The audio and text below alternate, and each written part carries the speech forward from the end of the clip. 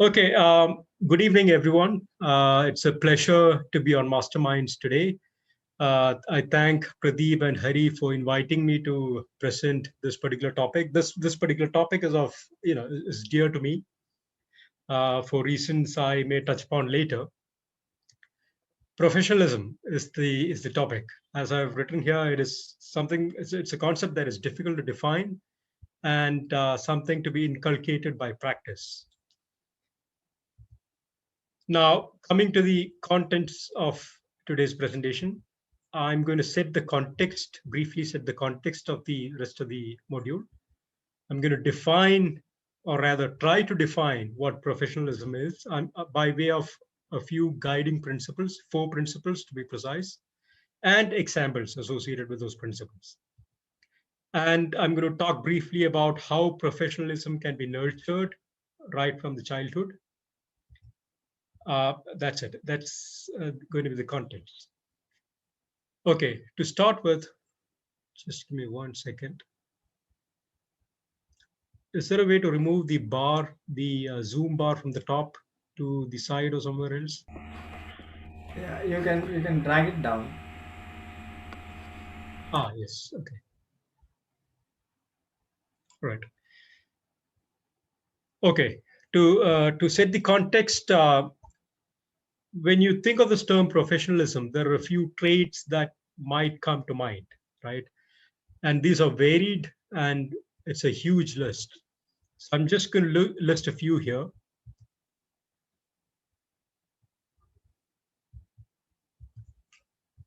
The Dilbert principle is applicable here. Everything that can go wrong is going wrong. Okay.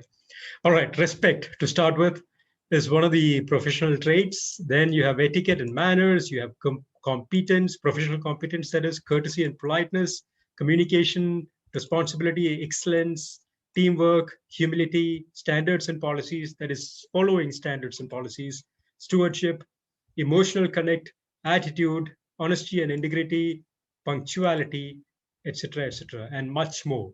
There's a huge list of traits that you can talk about in the context of professionalism. Now, this is not helping, is it? This is exactly the opposite of the title of my presentation, Professionalism Made Simple. This doesn't look simple. It's cluttered, it's complex. So what I'm going to try to do today in the remainder of the presentation is, try to simplify this and put a boundary around that definition. Now, in terms of setting the context, like I said, it's a term that is difficult to define.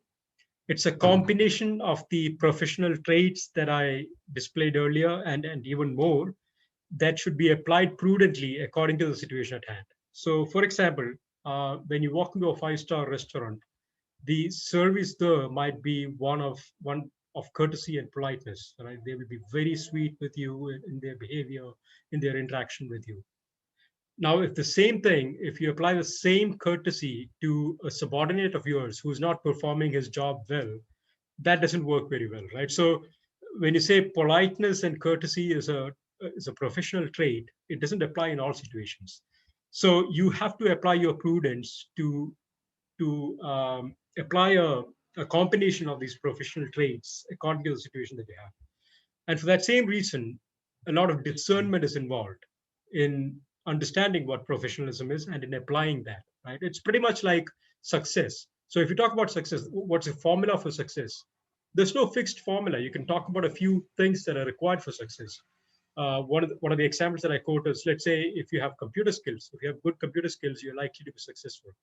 Does that mean that if you have computer skills, you will be successful? No. And does it mean that if you don't have computer skills, you will not be successful in life? That's also not true, right? So there's discernment involved in applying the different traits for being successful. It's the same is true for being professional also. And it's something that is easy to teach. Sorry, it's not easy to teach. It can be acquired or inculcated by practice. Now, I understand there are a few non-Malayalis also in this, but I'm going to quote a particular dialogue from a Malayalam movie. The movie is Maheshanda Pradhigaram, and there's a dialogue that is stated by Mahesh's father in that movie. Mone, photography പഠിക്കാൻ പറ്റും, പഠിപ്പിക്കാൻ പറ്റില്ല എന്നുള്ളത്. It's easy to learn photography. You can learn photography, but you can't really teach photography to a person. So that's a dialogue. I think that sat very well with me. I think the same applies to professionalism also. It's not easy to teach. It can be shown, it can be demonstrated, it can be inculcated, it can be practiced, it can be exercised. You can learn it that way. Now, when you speak about success, hard work is a denominator, is a common denominator. Hard work is the foundation, and on top of that, you need all these different kinds of traits. In a similar way, for professionalism, for you to be a true professional competence is required. So, if you're a lawyer, for example, you need to know the law very well. If you're a sales executive, you need to have negotiation skills and etc. etc. So the professional competence is a given. I'm not going to talk about that today because that's understood, right? I'm going to talk about the rest of the things. Now, in terms of setting the context, I also would like to elaborate a little bit about myself, although the introduction did cover that, so that you understand why I say what I say and what's my background based on which I'm saying all these things. So I did my BTech Mechanical from Government Engineering College, Thrissur in 1995. I did passed my MPA in Marketing from Pune University in 97. And obviously, the education combination is not something suited for information technology, but nevertheless, I took the plunge. I joined IT out of my passion, and that took me places. I worked in a few countries, in Singapore, USA, South Africa, and India, in the reverse order. That is, I started in India, went to South Africa, USA, and then Singapore. Now, why I'm mentioning this is because if you look at the geography of all these areas, USA is the far west, Singapore is the far east, South Africa is the far south, and India is somewhere in the middle. Now, there are cultural differences also, and there are differences in the way people think and interact with each other and act. And you learn a lot from that, right? When you're used to different ways of dealing with people, you also learn the different nuances of what clicks among people, and you get different perspectives. So to give you an example, if you go to an Indian's house and they say, what shall I get you to drink, a tea or coffee, something, and say, no, it's okay, it's okay. They will try to put a little more pressure on you. Okay, maybe something cold, then, oh, I'm going to make tea anyway, why don't you have a cup, etc., etc. It goes on for, there's a little bit of coercion involved. But on the other hand, if you go to a Britisher's house or a US citizen's house, and they ask the same question, what would you like to have? And you say, yeah, I'm fine. The conversation ends there. They take it for granted that, yes, you're speaking your mind and it ends there. So that's just one example. Another example, one of the examples that shocked me kind of, or it was a surprise to me is I've grown up in Kerala, and I've been told that if you have a fever and or cold, you don't go out into the rain because that might aggravate the situation, right? When I went to South Africa, what I heard was that the kids there are advised to go out and play in the rain if they have a cold and fever. That cures is what they believe, right? So these are different perspectives. So it's after a while it becomes a little difficult to find out what's right, what's wrong, what really works, what doesn't, etc., etc. So you are forced to kind of explore, go under the surface and explore a little bit more and find out what are the universal uh, principles that apply that appeal to everyone, and how do you blend into the society around, into the environment around you. So that same principle is what I used for defining what professionalism means in the rest of this presentation. So it could be right, it could be wrong. It's a perspective of mine that I gained from all these different places, right? That's what I'm trying to say as part of setting the context. Okay, now coming to the crux of the presentation. Like I said, I'm going to try and define professionalism by 4 different guiding principles. So I'll cover the principles, the 4 principles, and I'll also cover why I think those are important, right? So the first principle I think is reducing uncertainty, right? Now, why that is important is because uncertainty is something that creates anxiety and or stress in people. Now think of this. You want to apply for some permit or some sanction from a government office. You go there, you know what are the procedures to follow, what are the forms to fill, you do all that accurately, diligently. But because of corruption, let's say, I'm assuming, you don't know whether it's going to be done. You have taken half a day leave, you've gone to the government office, you've submitted all these things, and it's just not getting done.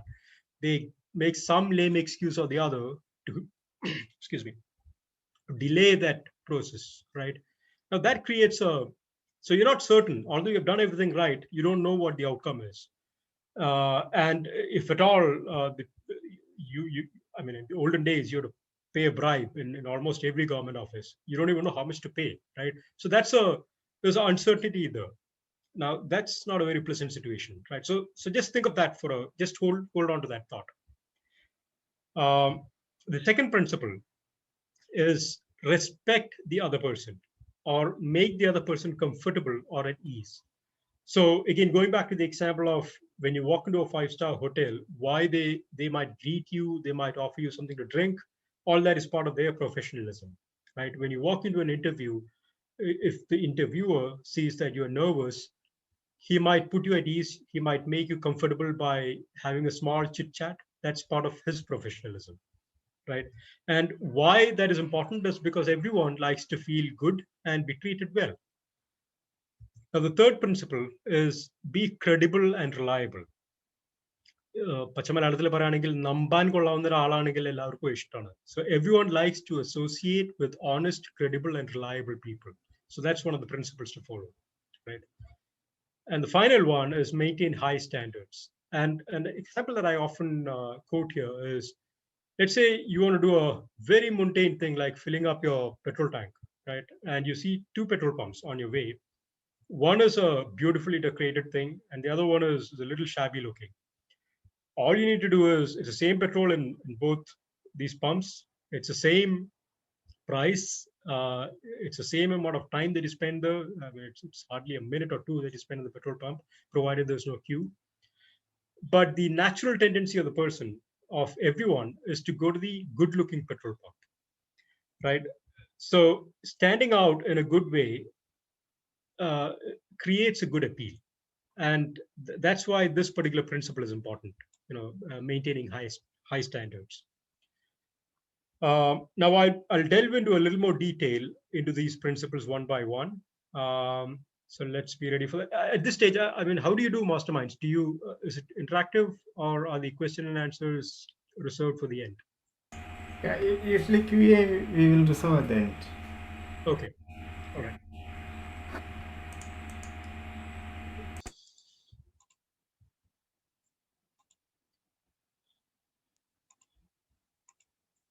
Okay, so guiding principle number one, reducing uncertainty. How do you do that? The method that I recommend is communicate in a very clear, effective, and timely way. Now, each of these adjectives are important: clear, effective, and timely manner. I'll explain that by way of examples. Now, I'll tell you one of the a personal example. I've done a bit of traveling, so let me first quote the my experience in when I travel by train. When I get down, let's say at Thrissur railway station, right, and if I have a lot of baggage, there's a stress that is caused 10 minutes before disembarking from the train, before the train comes to the station. Because if I have a lot of baggage, I have to engage some porters, I have to haggle with them, and it's not a very pleasant experience. They will quote something like 3 times or 5 times what you're supposed to give, and then you have to negotiate downwards to arrive at the correct figure. You have maybe 2-3 minutes, that's all that the train stops at the station. So it's not a very pleasant situation.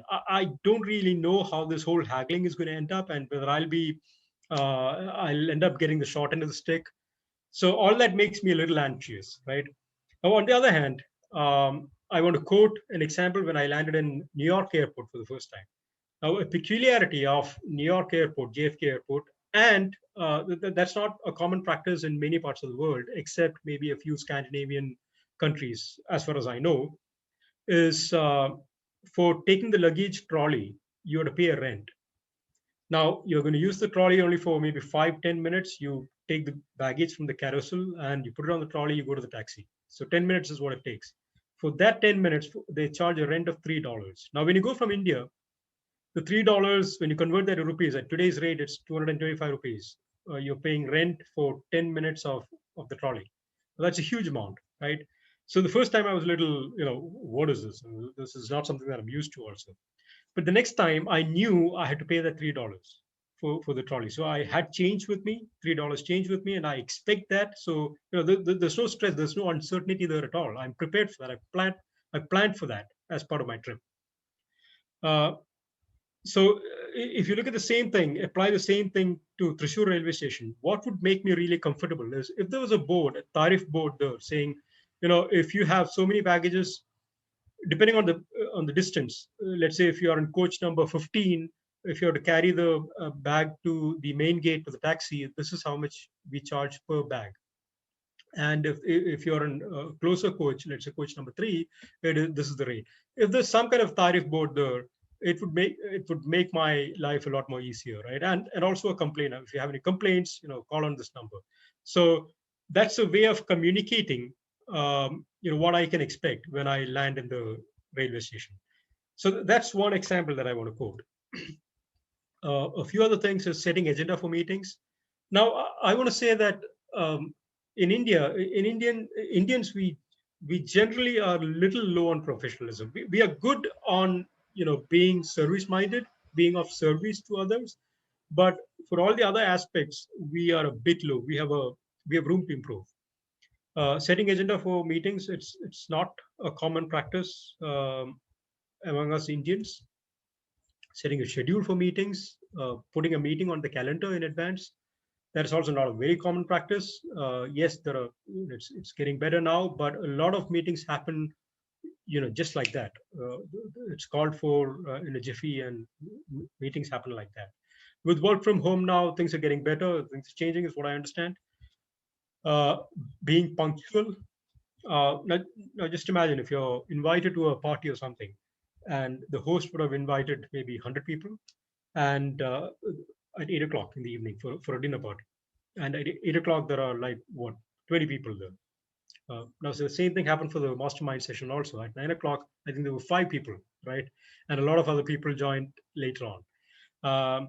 So when I logged in at 9 o'clock, I didn't even, I thought to myself, what, just 5 people? That's it? And I didn't even know how many were going to join, right? So being punctual is part of professionalism. Setting expectations very clearly. Now, that's also something that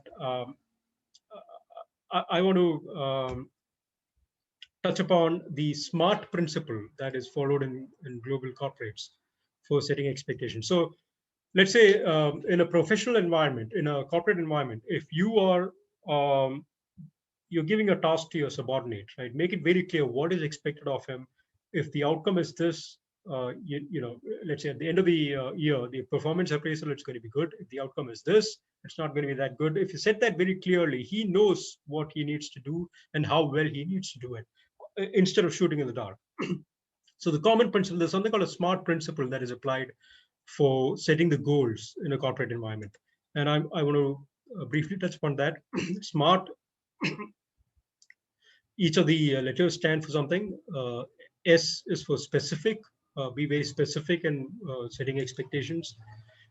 Measurable, attainable, relevant, and time bound.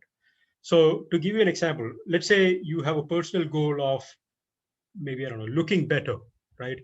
Now, that doesn't mean looking better is a very broad-based ambition, right? It doesn't meet any of the criteria. So looking better could mean, for different people, it consists of different things, right? So dressing better is looking better. Applying makeup may be looking better. Correcting your posture and your body language might be looking better. Reducing your weight might be looking better. So if you were to set a goal, looking better is not a good goal, right? If you're a little more specific, like let's say, I'm going to lose my weight. I'm going to try and reduce my weight. That's a very specific goal. And it has to be measurable. I'm going to reduce my weight by 5 kilos, right? So that's again drilling down into the details. Attainable. So you can always say something like, I'm going to reduce, 50 kilos. That's not going to be possible. Even when you say I'm going to reduce 5 kilos, you have to take into consideration how much of time and energy are you going to devote to that particular cause. Are you going to diet? Are you going to have the time to physically work out? You have to take all that into consideration, set a very realistic goal, right? Relevant.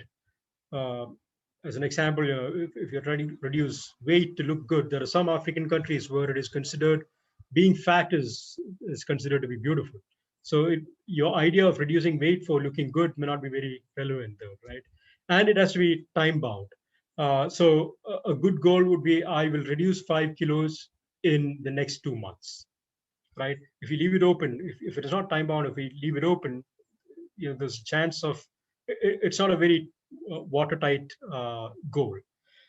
So there could be two ways about whether you've achieved the goal or not, especially when you set the expectation for somebody else in a corporate environment. That's regarding smart goals. Then acknowledging communication, and this is a very important piece where often we miss this particular piece. When I worked in the IT industry, so for example, let's say there's an issue, right, that is reported by the client manager, something that's burning, let's say, for example. Now we have WhatsApp where you can see the tick marks, but back then, before WhatsApp, you couldn't really, if it's a if it's an email communication, for example, you couldn't really figure out when the other person sees the email, right? So as soon as you see the email, there are two things you can do. One is, yes, I've seen the email, and the second thing is, when am I going to address this? Okay, I'm busy now. I'll get to this after 4 hours. If it's not an urgent issue, if it's an urgent issue, I'm busy with other things, but I'll set them apart. I'll attend to this particular issue. Make that clear to that person so he feels comfortable with that. The last point I've listed here is communication of status, risks, and issues. Now, this is we are pretty poor. When I say I'm referring to Indians, right? On this particular front, we are pretty poor. So to put it into perspective, let's say you're working on a project. It's expected to last, let's say, a month. So it's natural that after 15 days, after half a month, you should have completed 50% of the work. Now, if that's not the case, now delays do happen when you do projects. When you do anything, there may be things out of your control, and things may get delayed. It's natural. There's nothing wrong with that as long as you've done everything in your control to set it right. There's nothing wrong in delays creeping into your tasks or the project that you're working on. Now, what we often do is we try to cover it up. We hope that within 30 days we can complete it, and it may be only after the 25th day when you report that, look, things are not going on track. It's only 50% complete now, whereas it should have been more than 75% complete. So we're going to require another 10 days to complete this. Now, this is something that happens very, very often. You wouldn't believe how often this happens, right? I know people who haven't learned to correct this mistake with 15 years of experience. They keep repeating the same mistake, right? And there are plenty of reasons for why we don't like to share bad news, like delay of a project. It's a cultural thing. It's tied to the way we've been raised. It's a whole new topic altogether. So I wouldn't spend time here talking about that. Now, going to guiding principle number 2. That is, respect the other person and make the other person comfortable or at ease. How? Be non-judgmental. Again, very important for us, especially Malayalis. What I've seen is, we are very cynical. We are a very cynical lot. We tend to point out the negatives of things, and the negatives of other people. Like, even if, let's say you see a news in the newspaper, some achievement of a person, there's a tendency among us to say, but he may be successful in that particular thing, but there's something else that is lacking in him. That it's a normal conversational tendency among us, right? So being non-judgmental is very important. Treating the other person with respect and maintaining equality. And whatever I marked and read here is what is very important. I mean, more important compared to the other points, right? Now, this again is a huge topic. Now, when I say maintain equality, what I mean is uh, our society is very, very hierarchical. So there are religious hierarchies. There's a hierarchy at home. Your parents, you're not equal to your parents. Just think of the number of times you've been told, "Look, that's how you're going to do things. I'm telling you, this is how you need to do." How many times your parents or teachers have said that? There's hierarchy in the family. There's hierarchy in the society. There's hierarchy in the religion. There's hierarchy in the classroom. Uh, we are very, very, very, very hierarchical. And what that does is, if you look at the ability of a system or a society to correct the mistakes, that kind of gets diluted or dissolved when people who are considered to be lower in the pecking order don't have the freedom to call out the mistakes of those who are higher in the pecking order, right? And what that does is, uh, as I said earlier, there is there just isn't a way to correct mistakes that have been done, that have been copied, inherited from your previous generations. We have peculiar way of doing things. You're not ready to look at it in a new way because of for fear of being reprimanded for thinking differently, right? So maintaining equality is now in the Western society. Equality is encouraged a lot. I mean, broadly speaking, there are two different cultures, right? Among the countries that matter. So I would say the Occidental culture or the Western culture, where the individualism is promoted, individual liberty is promoted, creativity is promoted, um, and we have the Asian culture where we are very hierarchical, as I said. Now, uh, if you look at the development that has happened, there are many countries in the West with that kind of culture which are very well developed. And I have seen, at least in my mind, there's a connection between being able to speak your mind and getting things done, especially innovation and creativity, getting things done. It plays a big part, right? So maintaining that equality is something I would say is important for professionalism. Being punctual again, it's repetition is the same point. I can't stress on this enough. It's in our, the IST is our time, right? Indian Standard Time. It also stands for Indian Stretchable Time. That's a very popular joke. Um, I want to quote a few examples from my first job interview. I worked for a company called Canbay, Canbay Software in Pune, which is now part of Capgemini. It was a great company to work for. The day when I went there for the interview, for the final interview, that is.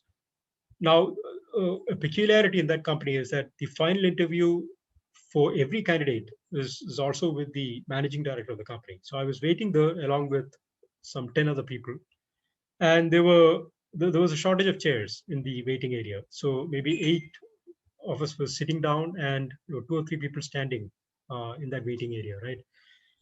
And in this particular company, there were two people who were the heads, kind of the managing director, and there was a chief of staff.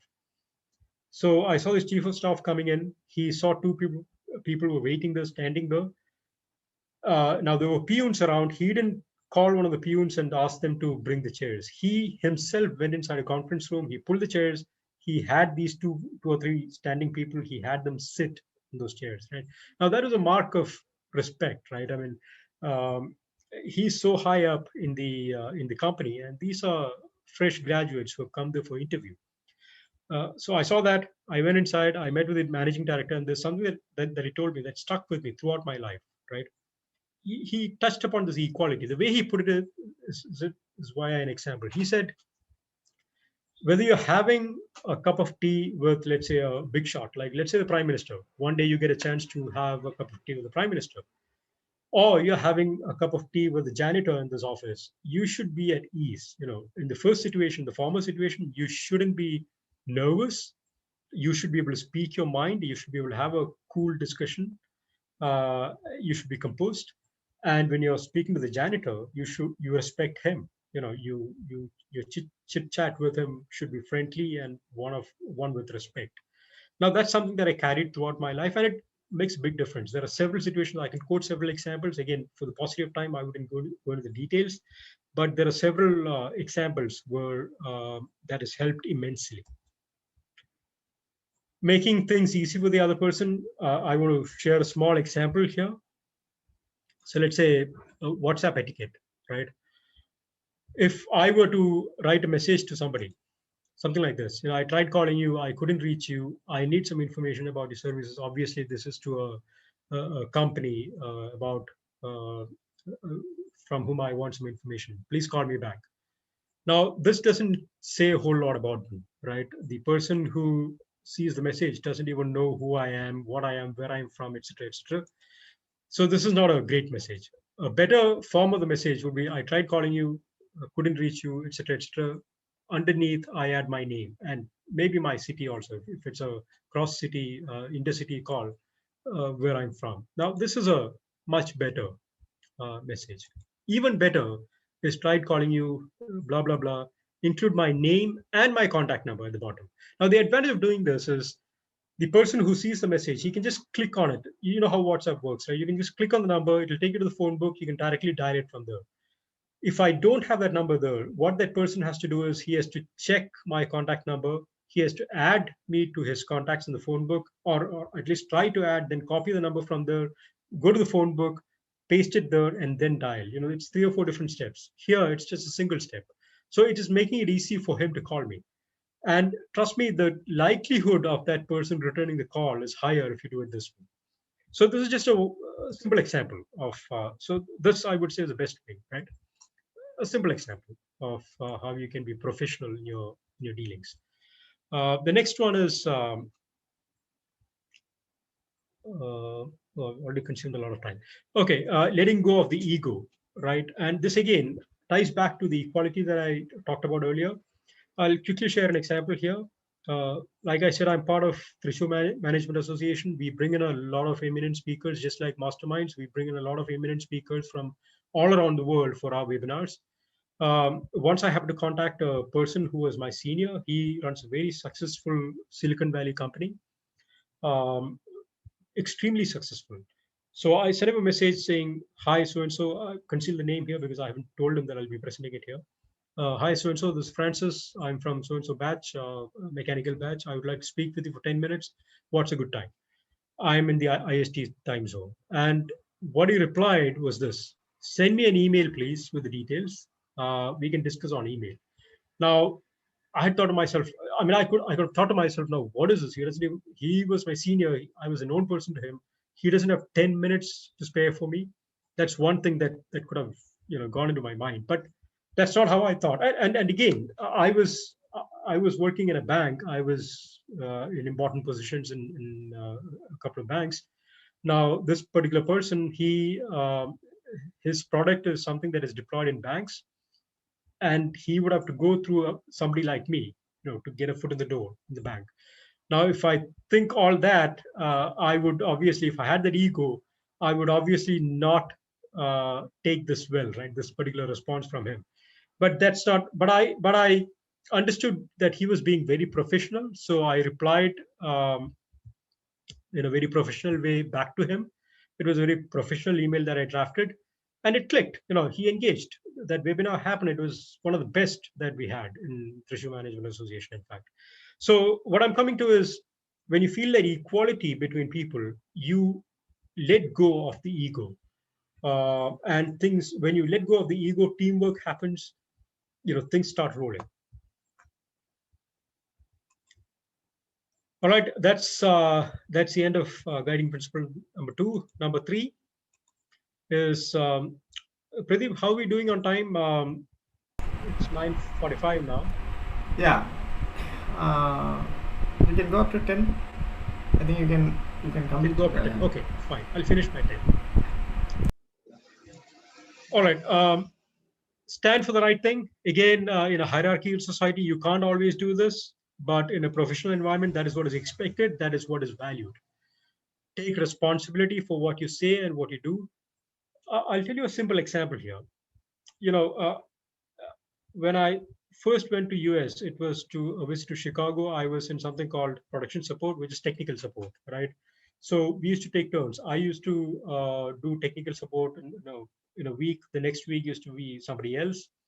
So we used to rotate. And one particular day, when the other person, his name was George, when George had to do support, he had some personal engagement, and he asked me if I could stand in for him. And I had some personal inconvenience. So my response was, sorry, George, I can't do it because I have reason, this particular reason. For this particular reason, I can't do it. So he said, that's okay, Francis. Don't be sorry. It's not your fault. So what he told me was, don't be sorry because it's not your mistake. You don't have to be sorry, so don't say sorry. When you say sorry without actually the situation calling for a sorry, it is not taken well. That's how it is in many parts of the world, in fact.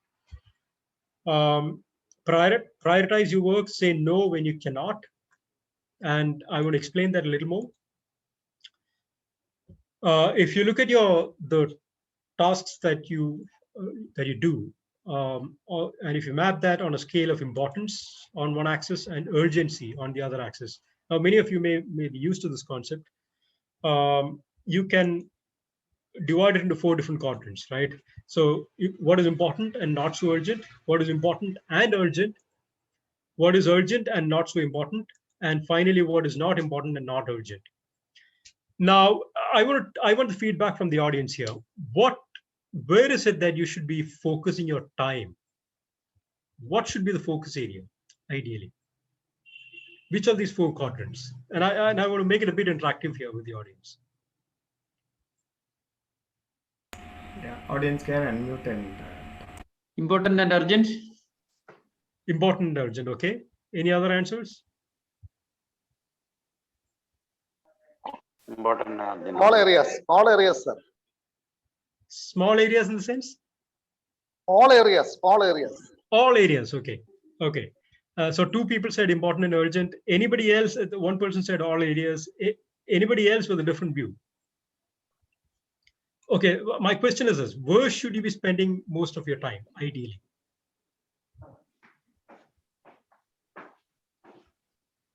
Okay, no other answers. Not urgent. Important and urgent, first priority. Okay, and okay, fine. So almost unanimously, the answer was important and urgent. And this is a fundamental difference in the concept. Okay, what I would say is this is the quadrant that is important, highly important things, and not so urgent. This is where you should ideally spend your time. This is a growth mindset. When you have a lot of urgent things that are important, you're essentially firefighting, right? If you think from a corporate viewpoint, you're essentially managing by firefighting. That's not a pleasant place to be in. You don't have the time to think strategically and do the important things that will serve you well in the long term. So let me use mastermind session as an example. What is important for masterminds, LEAD Masterminds? Pradeep or Hari or anybody else? What is important for LEAD Mastermind? Relationship building at 9 o'clock. Okay, I would say what is important is to grow LEAD Masterminds, right? So getting the right person, and organizing the program on time, and making the communication proper. Exactly. Make everything in advance. Yes. So these are all important things, but where should you be spending most of the time? The time is to be spent on getting good speakers, quality speakers, and reaching out to audience, right? Growing your audience and bringing in quality speakers. That's where you should spend your time. And then the growth is natural, right? By word of mouth, it's going to spread, and more people will want to join. More and more people will want to speak. So it just grows organically. And if you focus on that one thing. Now, an example of what could be important and urgent. Let me focus on the urgency part first, right? Now, let's say you schedule a call at 9 o'clock. There's a power outage, or whoever is the host for Zoom meeting.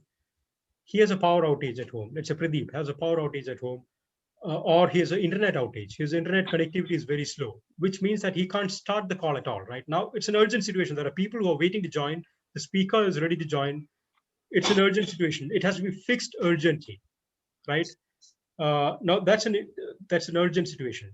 Now, this could be either urgent and important, or urgent and not so important. So I would say if it's a speaker like me, for example, it's urgent to fix it, but it's not so important. I mean, if you can't do it, the damage is just apologizing to all the people who joined. Okay, let's reschedule it. Francis George is available tomorrow, day after, whatever, whenever I'm available. And whenever there's a free slot, you can reschedule that, right? Now just imagine if it's a chief minister or some VIP who has joined, who is a guest speaker. It is important and, it's urgent and important. Because if it doesn't happen today, then it'll make news. In tomorrow's newspaper, it's going to carry the headline, right? Chief Ministers, that meeting did not happen. So there's a difference between what is important and what is urgent. And in terms of the focus on the time, the way you handle this, reduce urgencies on the important front, is you learn from the mistakes and avoid repeating those mistakes. You be prepared. You be prepared for averting the mistakes, right? So that you can spend time on the important stuff, which for LEAD Masterminds is growing that speaker base and the audience base, right? Am I clear so far? I mean, does it make sense? Yes, yes, very well. Now, this is a very, very important difference between the way we see things and the way the Western world sees things, right? Reducing urgencies and focusing on the important things. That makes a big difference in the way you do things and what you achieve. Now, the not so important things, yeah, somebody was trying to say something? Okay. Now, regarding, as you grow up the ladder, the not so important things and the not so urgent things, you leave it to your subordinates to handle, you delegate it, you trust them, or you use tools. That's how you handle that. So you don't spend a lot of time there. And if you're in this space, you're spending a lot of time for urgent things which are not important. You're going down. Okay. You should not be playing in this space at all. You have to plan well. You have to foresee, what are the, you have to avoid, you have to work on avoiding these urgent things that are not important, because it's just eats away your time and attention. You can't focus at all on the other three quadrants. I would say this is the worst quadrant. What is urgent and what is not important, right? So you should do everything in your power to avoid this particular quadrant. Okay, so get into the growth mindset. That's the message here. And back to our principle number 3. Follow rules and standards. Again, this is something where we are not very good at. When I say we, I mean South Asians, Indians. We are good at following rules when somebody's watching. We are not good at following rules, standards, policies, procedures when we can get away with it. When nobody is watching, when we know nobody is watching and we can get away with, we try to, right? Very bad habit.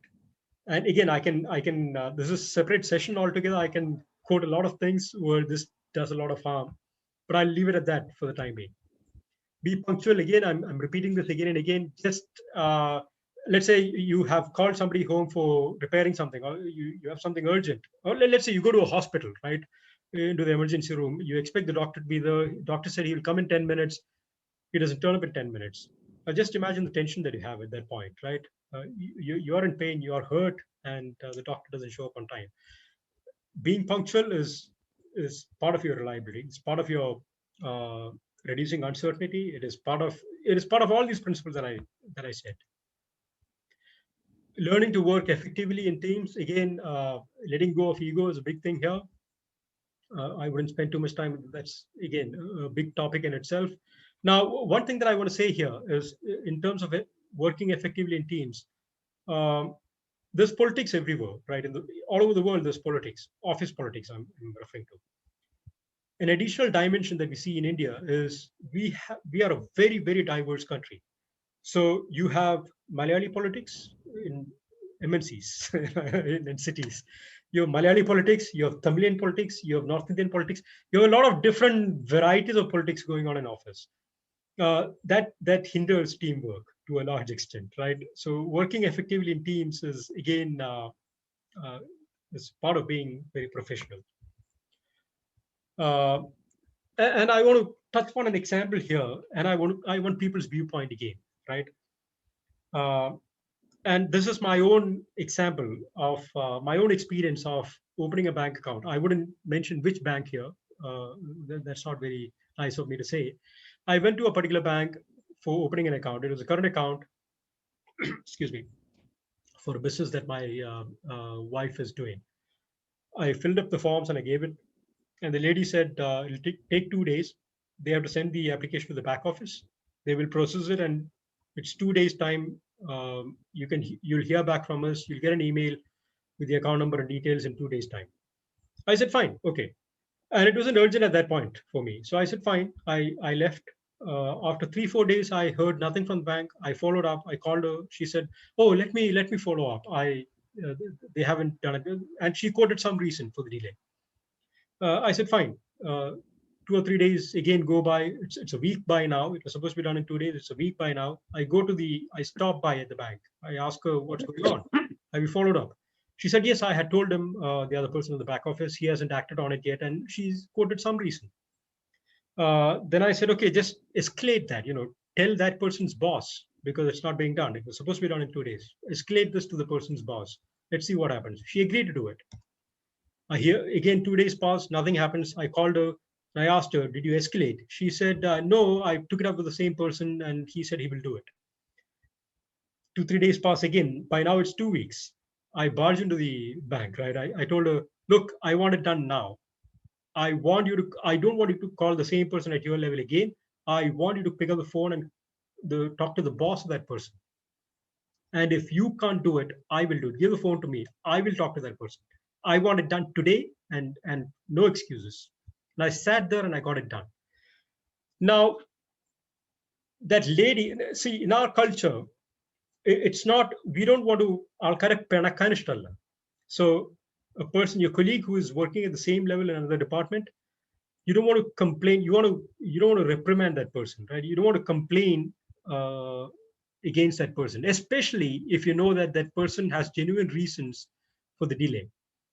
If there are genuine reasons, delays are okay, but it's important to communicate to me as a customer and apologize, right? That's first thing. The second thing is delays beyond a certain, let's say you give double the time. Instead of 2 days, you give 4 days time.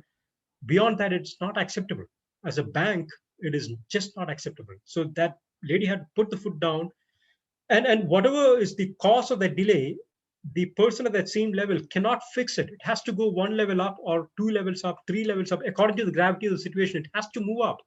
That person the person sitting at the top can make decisions and get things done, right? That wasn't happening because this lady was afraid or hesitant to call out the mistake of the other person, the delay caused by the other person. It's not cool. It's not cool at all. And this is something that we do very, very often. Okay. And let me know if you differ here, right? Responsibilities taken during teamwork. And this is another personal example, Thrissur Management Association, TMA in short, we work with a lot of colleges. We have a students chapter. So we organize big programs for the benefit of the students.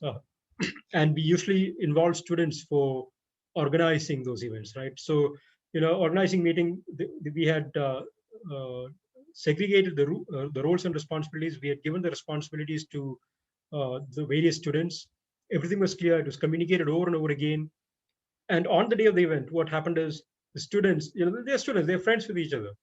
So they would start doing their task, the task assigned to them. And in the middle of that, somebody else might need some help. He or she would call this guy or girl, hey, come and help me. So he leaves his task there behind and goes and helps the other person, which is not cool. It's okay to help friends, but then you have to take responsibility for your own task, right?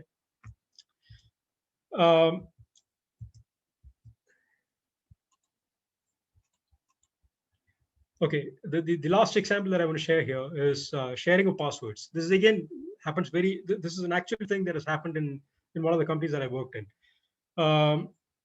Everyone is given a unique password to log into the machine and do their own work. It is a common practice to share passwords among peers, among people, so that there are various reasons for that. And it helps to have a different password. There are certain things that are made easier if you log in with the different passwords and you can run tasks in parallel. So that is a common practice.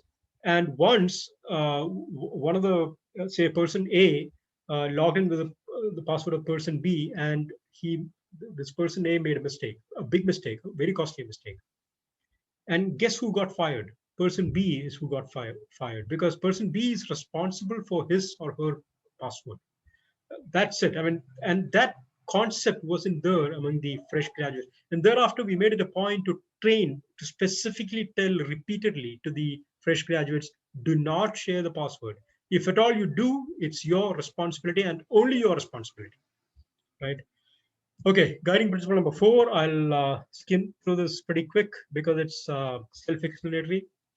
How do you maintain high standards? You learn from others who appeal to you and the others around you. Others around you is also important when you go into a new environment, especially for a person like me. When I went into a new country, what I feel is a good thing may not be applicable. It may not be considered equally good in the new environment. So it's important to listen and to tune into the people around you and learn, what appeals to them. Some of the examples are dress and carry yourself well, learn to communicate very well, and again, very important for be punctual. Again, I've included this under all the 4 different principles. And we are, as I said, Indian stretchable time is notorious, infamous outside India. Continuously learn and upskill yourself, and that's part of building your competence. So those are the 4 principles there. And the last piece that I want to cover is nurturing professionalism. We'll spend 5 minutes here.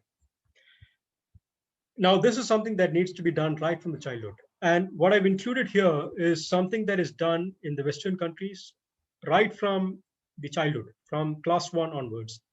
And the reason I included it here, there are different methods, right? The reason I included this here is because when I spoke to an IIM professor and IIM alumni, and I asked them, that IIMs are considered to be the benchmark for professionalism and excellence and whatnot.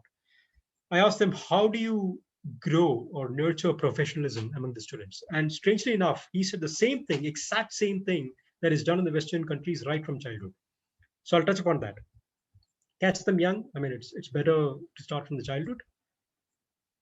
What is done in the schools in the US, what I've seen, my kids undergoing is when they join the school in UKG onwards, in the kindergarten onwards, the students are segregated into groups. There are 5 or 6 students in each group, and they are given tasks, they are given activities, group activities, and the assessment of the activities is done at a group level.